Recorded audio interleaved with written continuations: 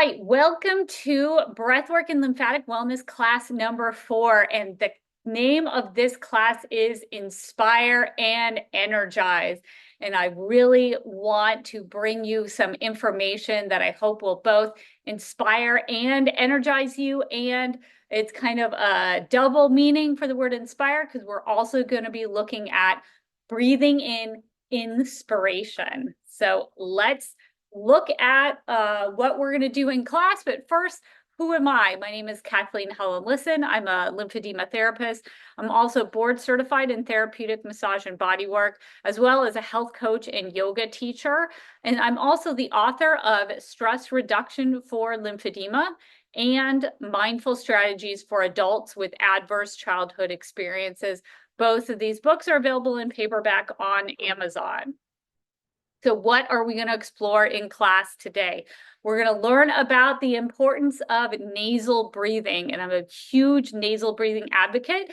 I'm going to bring you information and research on the importance of breathing using our nose. We're also going to experience Kapalbati and right nostril breathing. So those are going to be the two breathwork practices we're going to look at today. And we're going to discuss the concept of prana. So as we start each of these classes, we're going to start with a mindful moment. So this is the time when I invite you to take a comfortable yet alert position. Your eyes can be open or closed. And I'll invite you to take just a few nourishing breaths.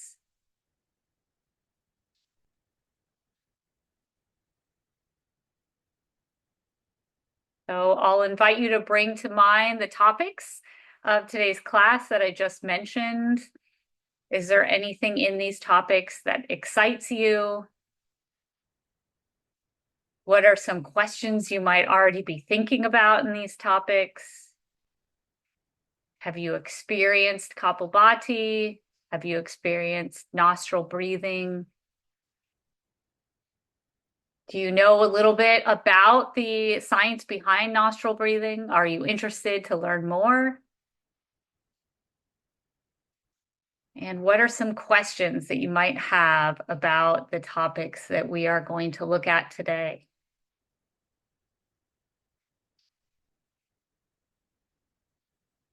So now I'll invite you to join me on our first breath work, which is the 5-5 breathing. So we're going to inhale for a count of 5, exhale for a count of 5, and we'll do it for a minute. I will keep the time and cue you for the inhales and exhales. So we'll start with an exhale and then inhale and exhale. Inhale and exhale. Inhale and exhale.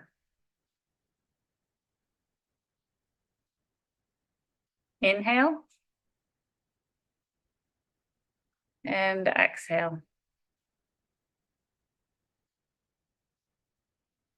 Inhale and exhale. Last inhale and last exhale. And you can let go of that breathing if you like, and we'll start with a little bit of neck exercise and shoulder rotation. So we'll do the neck. So I'll have you inhale as you look up. Exhale as you look down. Inhale as you look up. And exhale as you look down. Inhale and look up. And exhale and look down. Now return your head to a neutral position and inhale as you look over to the left. Exhale as you look to the right. Inhale as you look to the left. Exhale as you look to the right. Last inhale to the left. And last exhale to the right. Return your head to neutral position, and then we'll take the right ear to the right shoulder. Left ear to the left shoulder. Right ear to the right shoulder. Left ear to the left shoulder. Last time, ear to the shoulder.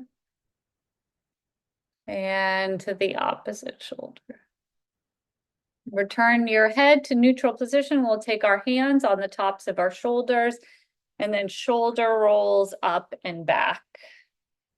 Really being curious, what is our shoulder range of motion today? And then one more time in this direction, and then we can reverse directions. Really warming those shoulders up so we get ready for some breath work today.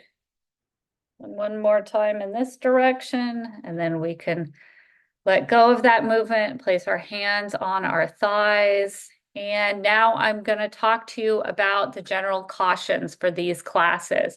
So anyone can watch all of the classes. There's a lot of really great research. But if you are under the care of a physician for any disease that you think it would impact your ability to do the type of intense breathing, especially the pranayama breathing we're doing today, I need you to talk to your doctor and get permission to do intense breath work before you join us in the breath work. You can always watch the entire video and then wait until your doctor's permission. This video will always be here. You can always come back and go and do the breath work when you are cleared for it, especially if you have issues with anxiety, if you have breathing problems, and if you have cardiovascular or blood pressure issues. The videos will always be here. They will always be free. It's best to just get that clearance from the doctor if you think that you need it. And even if your doctor says, A-okay, you are in perfect health, please stop in the breath work if you feel any symptom that you think is your body telling you to stop the breath work. And that involves feeling anxiety, feeling lightheadedness and dizziness, having a rapid heartbeat or shortness of breath. You can always watch the rest of the video and then come back at another time, or you can choose to not do any of the breath work and just join us for the science part of this class. And let's talk about getting ready for seated breath work. So in my opinion, there is no ego reason why you should do breath work seated rather than lying down. In fact, we have seen that there is research that shows that breathing while you're lying down is benefiting the body's lymphatic system. So there is no extra credit to do the breath work seated. If you do want to try the breathwork seated, what they taught me in my yoga class is you have to be able to do like 2/3 of your normal breathing in a minute without any discomfort in order to think that you may be ready to do a more intense breath work while you are seated instead of lying down. So that means if you normally breathe 10 times a minute, and you have no discomfort in lowering your breathing to only 7 times a minute, then you might be able to start exploring, should I do the breath work seated? But again, like I said before, there is no extra credit for your body or ego or any other part of any reason why you should do breath work in a seated position versus lying down on your back like these lovely people are. So when and how do we practice pranayama, especially this more intense breathing that we're going to look at today? Pranayama should be started once the yogi has a solid practice of yoga. Do the pranayama practice on an empty stomach, empty bowel, and empty bladder. So definitely go to the bathroom before you start your breathwork class. And it's just a little uncomfortable if you have a full tummy to be doing breathwork with a full tummy. And if it's indicated in the type of breathing that you're doing, focus on the nose breathing. And we'll definitely learn a lot about why to focus on nose breathing. What are some benefits of nose breathing later on in today's class? So let's take a moment and look again at this image of inhalation and exhalation, just as a reminder. The main muscle that we're moving in breathing is the diaphragm. When we inhale, that diaphragm muscle contracts and moves downwards. And the muscles, if we're actively inhaling, the muscles may contract to move the ribs outwards. That's sometimes you feel the soreness in between your ribs and soreness in the core if you're doing some more active breathing, especially if that's in like aerobic exercise the first time after a long time, and you're really doing more breathing as you're breathing aerobically. When you exercise, you may feel it in your torso, and that's because it may be the diaphragm, which is a principal muscle of breathing, and then these accessory muscles of breathing may be used and they're not used to being used. And then again, with exhalation, the diaphragm relaxes and moves upwards. The muscles will also relax to move the ribs inwards. What are the 4 parts of pranayama? Pranayama practices 4 important aspects of breathing. So they separate out breathing into 4 aspects: inhalation, exhalation, and then also breath retention. So if you hold the breath after an inhalation, that's a type of breath retention. And then also the other type of purposeful breath retention is after you exhale. If you hold the breath after you exhale, that's another type of kumbhaka, this holding the breath. So let's look at our first breath work of today, and it's called Kapalbati. It's in the culture, it's referred to as the breath that will bring you beauty. It will bring you health. It will bring you, there's all types of folklore and types of saying around this breath. It's called skull shining breath, and it will give you like a nice rosy countenance is what they sell. I mean, this breath has got riz, it has got a lot of backers. There's a lot of lovers, and there's a lot of people that say a lot of things. It has a really good PR team. Kapalbati is about the best PR team for any type of breathing I've seen. That and maybe alternate nostril breathing also has a strong public relations to it. But today we're doing Kapalbati. So Kapal means skull and Bati means shining. So like I said before, they will call it skull shining breath. So Kapalbati is a fast or high frequency breathing technique. We're going to breathe really fast in this technique, in which short and quick, vigorous exhalations are performed with effortless inspiration. So what we're going to be focusing on is exhaling, exhaling, exhaling, exhaling. And the body takes care of inhaling in between our movements by itself. So we're going to do 3 rounds.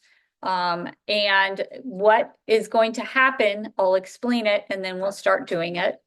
What is going to happen that we're going to start by sitting in a comfortable yet alert position with a straight spine, and close the eyes if that feels comfortable. I am going to auditorially, I'll talk you through and tell you when it's time to stop breathing. So you can do this with closed eyes if you want. And then we'll start by just prepping by taking a few gentle breaths through your nose and placing your hand over your abdomen, over the navel. So we're really going to, the forced exhale, when we're really focusing on exhale, we're going to draw the navel closer to the spine. So you're going to feel the movement of the abdomen as we're really prepping the diaphragm to forcefully exhale. So we'll inhale through the nose and then exhale forcefully through the nose using the diaphragm. We're going to inhale naturally. We don't have to focus on the inhale. The body's going to do that itself.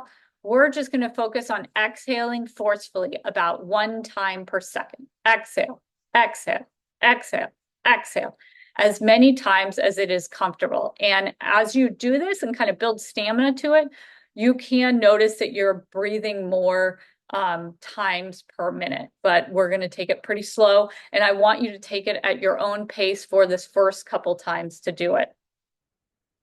So again, I am going to count down for 60 seconds to do it. And then I'll invite you to do it as many times as is comfortable, and I'll let you know. And then in between each of our 60-second breathing, we're going to just relax and breathe naturally for 30 seconds. And then I'll cue us to start our second and third round. All right, so go ahead and take a few gentle breaths through your nose and exhale. And we'll start now with an inhale.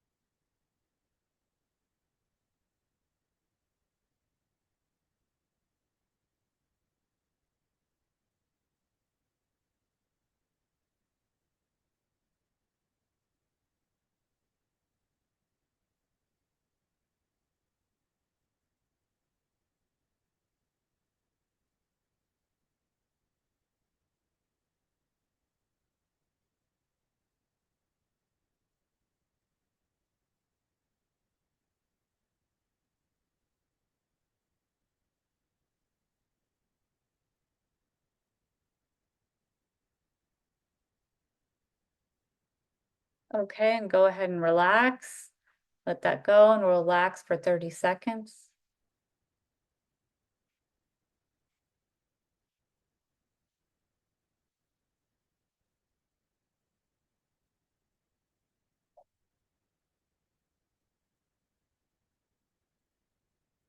Prepare to start for round two. So go ahead and take that inhale. And then start exhaling.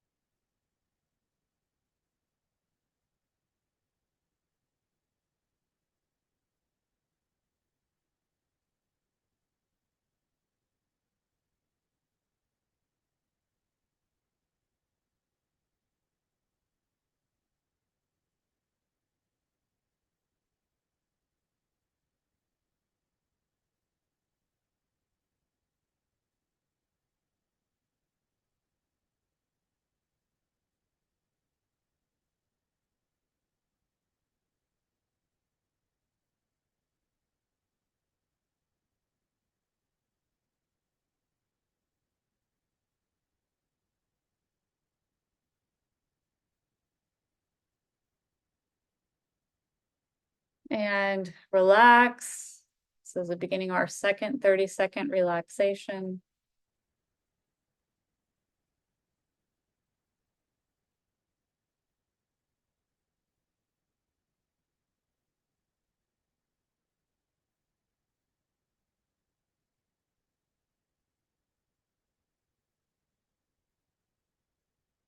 Let's prepare to start our third and final round. So go ahead and inhale and exhale.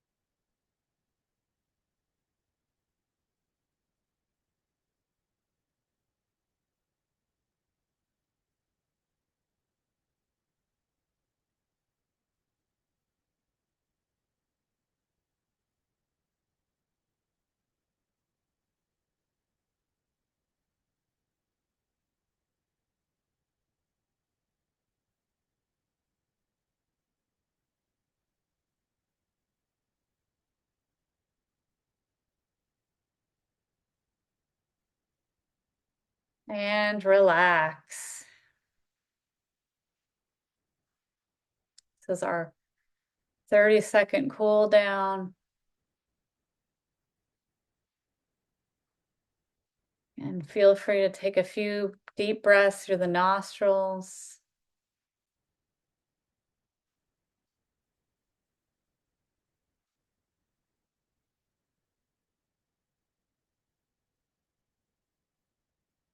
And our 3 rounds of Kapalbati are over. And let's take a moment and just feel inside what's different after we practice this short, less than 4 minutes, less than just 3 minutes total breathing practice.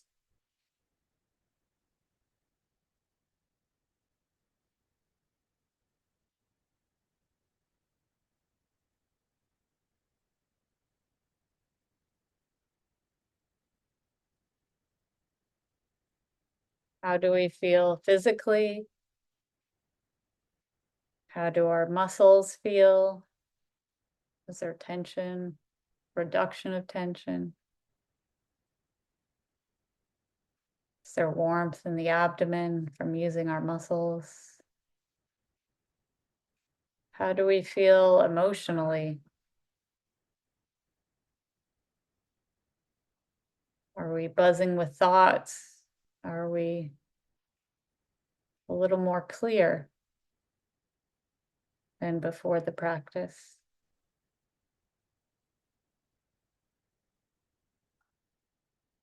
I'll have you wiggle the fingers and toes, and we'll get into looking at the research. So if your eyes are closed, open them so you can read our information about Kapalbati. So the researchers say that Kapalbati is initially energizing, cleansing, and heating. And then there occurs a parasympathetic withdrawal, so relaxation, part of our nervous system, and sympathetic and activation, which is the fight or flight, the really getting and doing it. So we're kind of sympathetically activated during the pranayama. And then there's an increased gamma wave activation after the pranayama, which shows control of the mind's default mode network. So let's turn from Kapalbati to talking about prana. So what is prana? And as we said in previous classes, prana is subtle energy in the body. Prana is believed to be the life force or the vital energy that flows through specific channels known as vayu, and this is in the Eastern understanding of the body, sustaining and regulating various physiological and psychological processes in the human body. And according to the researchers, and again, this is the Eastern understanding of the body, the Ayurvedic understanding, the yogic understanding of the body, there are 3 major sources of prana or subtle energy in the body. The prana that comes to us from sunlight constitutes solar prana. The prana which is absorbed through the soles of the feet is called ground prana. And prana obtained from the air is called air prana and is absorbed through breathing. And they state that it is also absorbed directly by energy centers called chakras. And you can learn much more about chakras if you have an interest in understanding the Eastern understanding of the body and how the body works. And I briefly mentioned Ayurveda. Ayurveda is the indigenous medical system of India. I have beloved family members who are Ayurvedic practitioners. So I love Ayurveda and understanding it more. I had the opportunity to be educated and take classes in Ayurveda and Ayurvedic massage when I was in India visiting my family there. And the researchers say that in Ayurveda, respiration is not only about exchanging gases, but also involves spiritual aspects. So understand that pranayama and respiration is deeper than just what happens physiologically, the carbon dioxide leaving the body, the oxygen coming into the body in some medical systems. So what is the goal of pranayama, or this breath work? this movement of prana.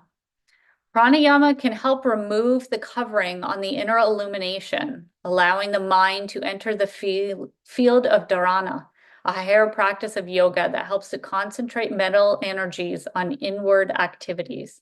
This can lead to realizing our true nature and attaining moksha. So this is very important to people who are sincerely following the yoga path as a way to lead to enlightenment. And I love this picture of this wonderful human being who is just radiating joy. I love to share this picture with you. So let's learn a little bit about inhalation as we're moving the topics to inhalation. So during each inspiration, in each time we inhale, our pupil diameter is increasing, our reaction time is faster, our fear response is heightened.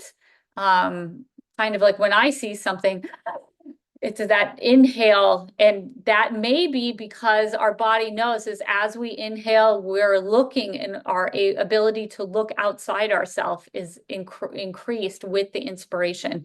And our ability to encode and retrieve memories is more efficient. And interestingly, we're less likely to initiate movement. We actually need an exhalation to initiate movement. So if someone just like, and then it's stuck, we are in freeze, we feel like we're just suck in our breath, and then we're kind of holding it in fright, we feel like we're unable to move, it's because just during the inhalation, we're less likely to initiate a volitional movement. We really need to exhale in order to run away. So I love this understanding of the fact that our body changes, the things that our body can do changes according to whether the body is inhaling or exhaling. And you wouldn't think that would be true, but actually the body is using the breath and breathing kind of as a shortcut to send messages and to organize itself, which is so exciting because then we can use breathing in a particular way to deliver the messages back to the body. So what specifically happens during inhalation? Slow pranayamic breathing generates inhibitory signals and hyperpolarizing current within neural and non-neural tissue by mechanically stretching tissues during breath inhalation and retention. So we'll go back to this topic over and over again because I'm really enamored with it as a massage therapist, as someone who does yoga, who sees like the benefits of the external stretching, the stretching of muscles, the stretching of tissues. You'll see these lovely ladies are stretching. And it just really got me excited when I saw that we can internally stretch our tissues too, especially the tissues that are surrounded by this rib cage, which we can't get through the rib cage with our fingers as massage therapists. But if the person is breathing and doing breath work, they're mechanically stretching tissues that I can't get to because of their breath inhalation and retention. They are stretching that diaphragm muscle. So let's talk a little bit more about inhalation. And this is a wonderful picture of me doing yoga at the Sunset in San Diego. Hyperpolarization is generated during the stretch of fibroblasts in tissues surrounding the lungs. The stretch of the lung fibroblasts likely contributes to the generation of the slower wave brain activity and the parasympathetic autonomic shift present during slow pranayamic breathing exercises. So this is a little bit about like what the concept I talked about a moment ago. So we are sending the message to our body. We're kind of like grabbing the messenger pigeon and shoving our message in and then letting it fly to its destination. And then the brain is reading it. As we are breathing slowly, as the body is sensing this slow stretch of the tissue, the lung fibroblasts, it is sending a message to the brain. If the breathing is slow, then the brain activity can have slower brain waves. The parasympathetic rest and digest system can start, and we can relax because if the breathing is slow, we're probably able to relax. And like I said before, it's all about the stretch to me. During deep breathing, as in the Kapalbati pranayama, there's stretching of the pulmonary receptor, similar to that of the Hering-Brewer reflex. This increases the frequency of inhibitory neuronal impulses and brings about the withdrawal of the sympathetic tone in the blood vessels. So this is the researchers explaining why they think even this fast deep breathing that we just did, how it positively affects the blood vessels, how it's relaxing the blood vessels. And it's because we're doing so much stretching of the diaphragm, right? As we're exhaling, exhaling, exhaling, the body is feeling that, and it is going through its moves to, and the end result is the sympathetic tone in the blood vessels is reduced. So the blood vessels are relaxing, they're opening up more. So let's look at our next type of breathing. It's called right nostril breathing. So we're just closing off the left nostril, breathing through the right nostril. So right unilateral forced nostril breathing is associated with a generalized increase in sympathetic tone. So, and it also says that right nostril breathing significantly increases blood glucose. So next class, we'll get into left nostril breathing, but I wanted to start us with right nostril breathing because it may be, if you want to try this as an experiment this week or in the next several weeks, if there's a time when you're just like feeling blah, you need to like somehow rouse some initiative to get stuff done, but you're just kind of tired. You just need to like wake up and become more vibrant. Right nostril breathing might be something that you can do if you really need to bring up the sympathetic nervous system. So most breath work, most times are always showing you calm down, relax, relax, relax. A lot of breath work's focused on relaxing and chilling out. We don't want you to have stress, but that's not our whole life. Sometimes the issues, the times in our life when we would like reach for the caffeine, maybe we can reach for breath work instead if we need something just short. This might be something that you can do, just breathing through the right nostril. There's so much hard science that shows that breathing through the right nostril versus the left nostril actually changes sympathetic nervous system and parasympathetic nervous system dominance in the body. And depending on which nostril you're focused on, it either increases or perhaps reduces blood glucose. So if you need more energy, if you need more sugar in the blood, if you need more pep in your step, if you really need to be more like there and cognizant and not just kind of wavy and fuzzy, maybe try the right nostril breathing. So let's try it for 5 minutes. When they show the differences in glucose, it's probably a little bit longer than just 5 minutes, but since we're here in class and we're looking at a lot of different breathing practices in one class, we'll just start with doing it for 5 minutes. So it's just as simple as in whatever position you want to. We are closing off the left nostril and only breathing in and out through the right. And we can do this at whatever rate that you feel comfortable. If you want to take quicker breaths, if you want to take slower breaths, if you feel like at first, when we're first starting, your breaths are quicker. And then as you get into it, you find yourself breathing slower. So this is why I'm not going to cue you when to inhale and when to exhale. Let's do it at our own pace. And I will go ahead and keep the time for 5 minutes. So I'll go ahead and have you exhale with both nostrils and then close off the left nostril and inhale with the right nostril. And then inhale and exhale however you feel comfortable.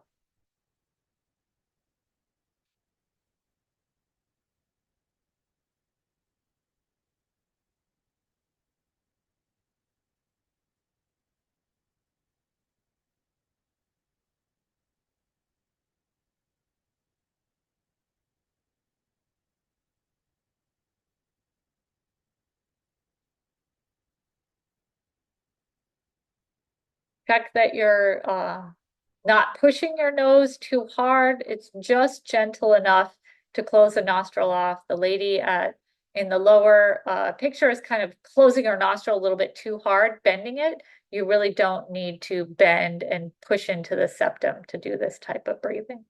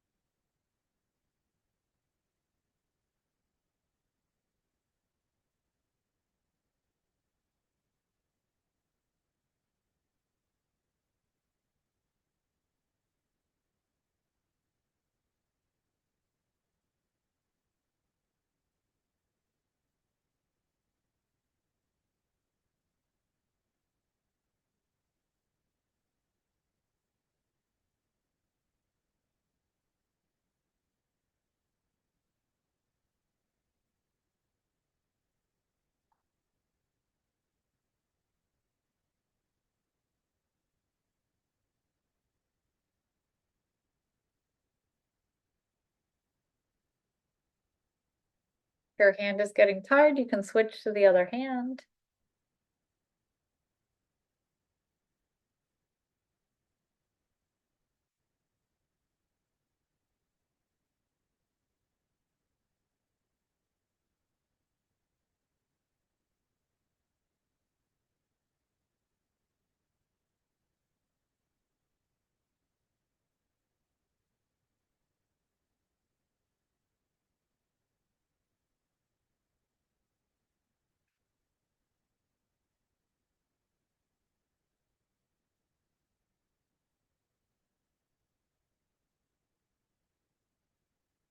We have 1 minute left.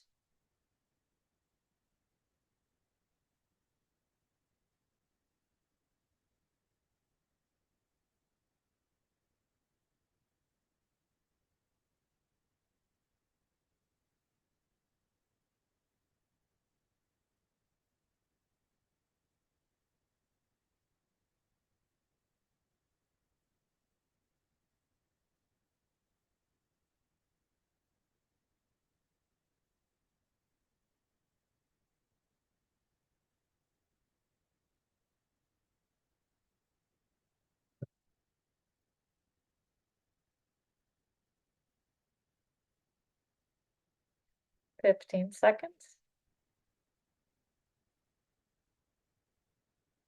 So take your last inhale and your last exhale. All right, and that was 5 minutes of right nostril breathing. Let's take a moment to kind of feel how that feels in our body.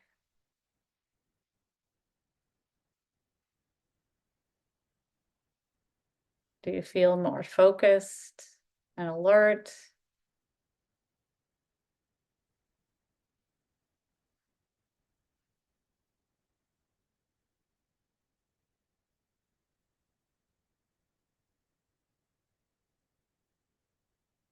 And definitely let us know in the comments how you felt after the Kapalbati and after the right nostril breathing. And now let's move to looking at our breath. So this is very exciting to me. We're going to be talking about nose breathing, and I'm a huge nose breathing advocate. So think of the answers to these questions. And then very interestingly, your partner, if you live with someone, may have a different answer than you have because they may have a different experience of your breathing than maybe we do ourselves. But can you hear yourself breathe when you're sitting on the couch, when you're walking around? Or is your breath silent? How often do you breathe through your mouth? Do you breathe through your mouth during the day? Do you breathe at night?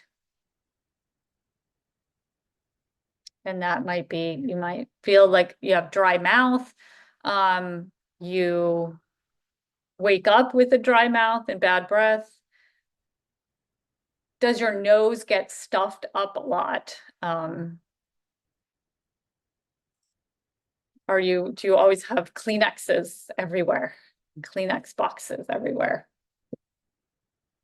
Do you find that you sigh or yawn regularly? And do you snore?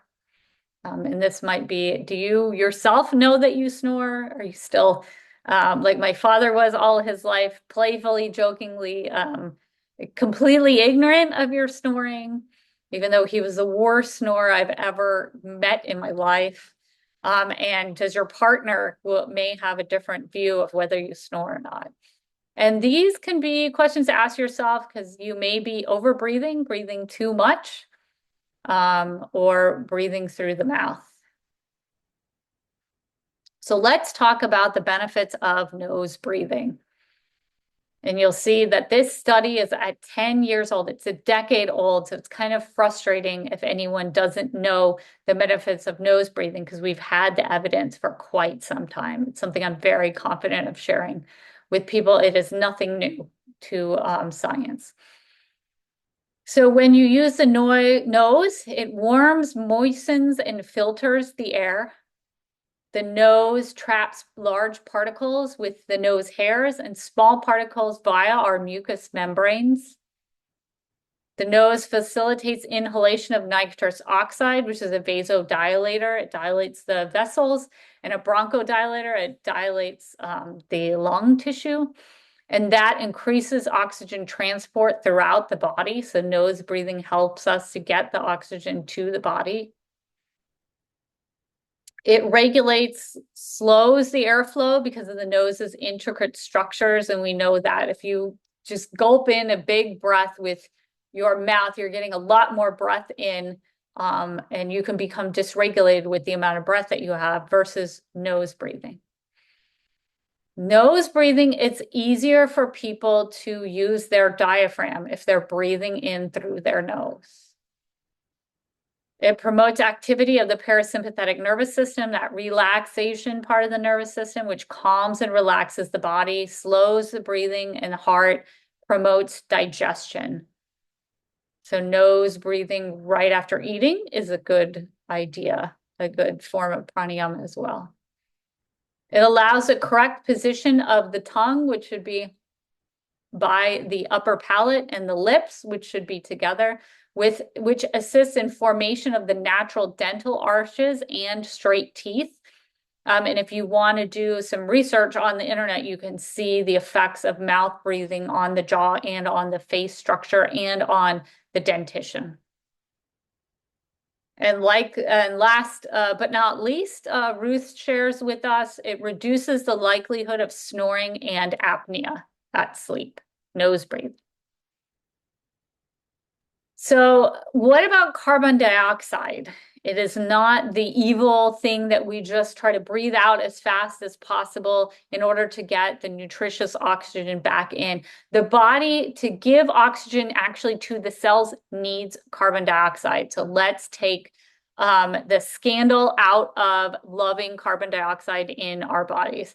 So carbon dioxide is not just waste gas because it performs a number of essential functions in the body. So why do we love our carbon dioxide? They include maintenance of blood pH and the relaxation of the smooth muscles surrounding the airways and the blood vessels. And we saw that earlier. It's vasodilator. It's helping us, and that's what we want with our airways, bronchodilator, and our blood vessels. We want the muscles to not be super tight. We want them to be relaxed so more can get through them. And Ruth shares with us, it also acts as a catalyst for the release of oxygen from the hemoglobin in the red blood cells.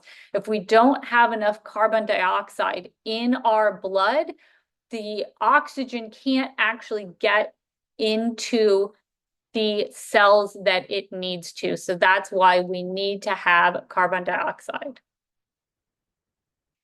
So what about nitrous oxide? That's the other oxide. And this comes really, really well from nose breathing. This is one of the strongest points for me for doing nose breathing, is because I understand and I always want to learn more about the benefits of nitrous oxide. So nitric oxide is a potent bronchodilator and vasodilator. We already talked about how we love that. Therefore, it helps lower blood pressure and significantly increases the lungs' oxygen absorbing capacity. So this is why we're breathing through our nose, the nitric oxide. It's also known to be antifungal, antiviral, and antibacterial. Nitric oxide. All right, so we learned so much in this class. We learned about my two favorite oxides, carbon dioxide and nitric oxide. We tried two breathing practices. We tried right nostril breathing. We tried Kapalbati. We learned more about what prana is said to be in the Eastern system of medicine. So thinking back on everything that we had in class today, what is what you were most excited to learn about?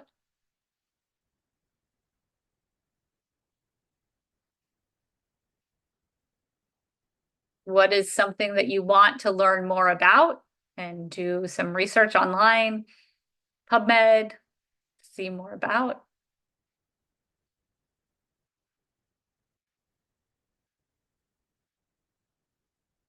What is something that you have questions about? And be sure to leave those questions and your experiences with the breath work in the comment section of this YouTube video.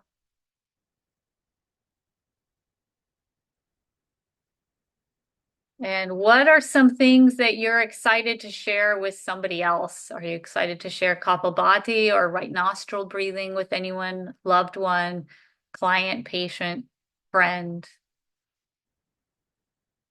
What about something that you will try again this week?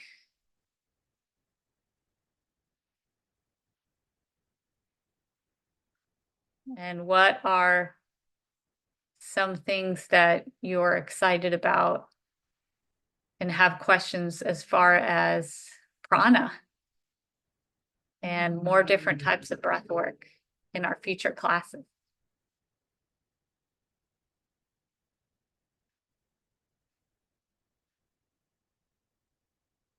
And I'll invite you to keep your position of respect and comfort as we either with our eyes open or closed. You're invited to do it either way. We can do our 5-5 breathing again. Inhale for the count of 5, exhale for the count of 5.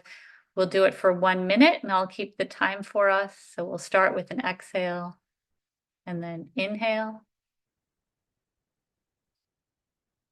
and exhale. Inhale and exhale.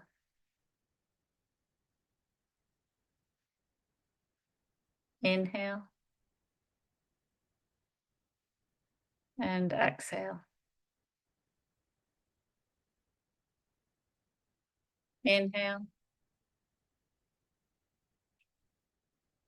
and exhale. Inhale and exhale. Inhale And our last exhale.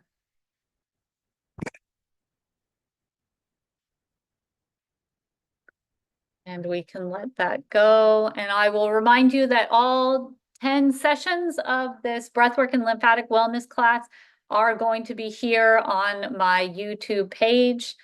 They're all free for anyone to look at.